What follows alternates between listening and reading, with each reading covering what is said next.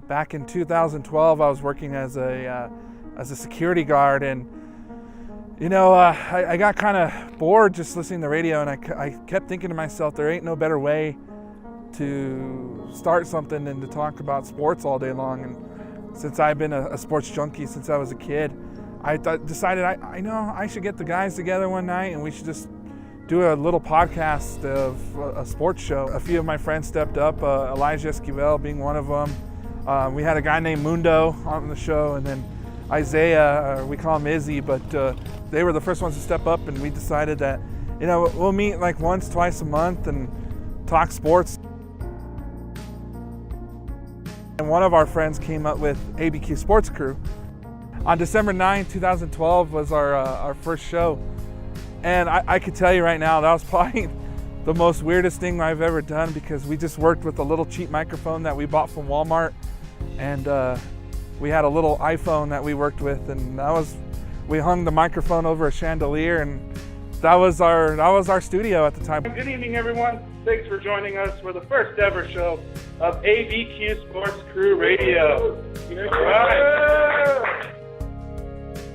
We decided, we need to get more of an audience, so I decided to throw a Madden tournament together, and it was at Izzy's father's restaurant, the Prickly Pear, and he said, yeah, we would love to have you for a Madden tournament. So we got like 10 people signed up, and it was so much fun, and then that's where I got to meet Adam Nish. I moved out to Albuquerque from Colorado, about 5-6 years ago now. And I was just looking for some friends, is how I met Josh. We got together on this Madden tournament, had a blast, and I found out about this radio show that him and a few friends were doing. I left some hints. I wanted to be a part of it.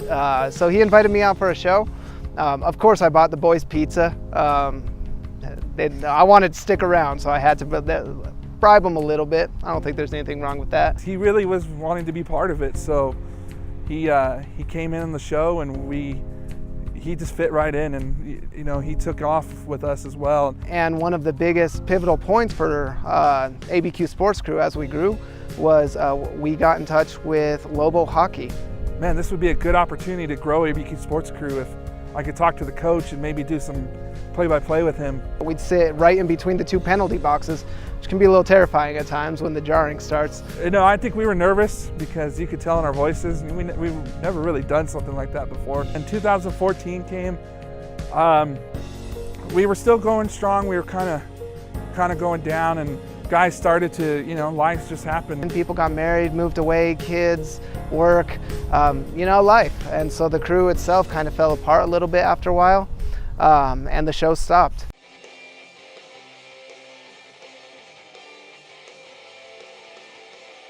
During my break, I teamed up with Blue Wind Studios and Julian, and we got Lobo Hockey Network going, and